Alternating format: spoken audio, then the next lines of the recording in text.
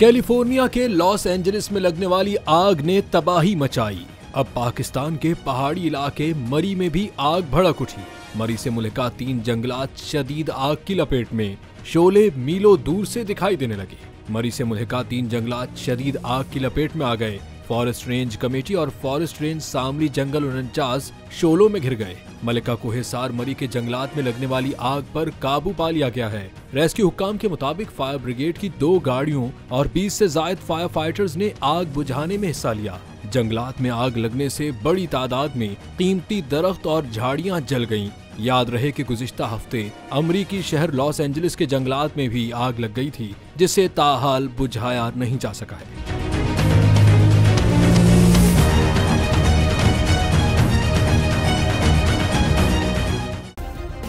Subscribe करें और bell दबाएं ताकि कोई खबर रह न जाए।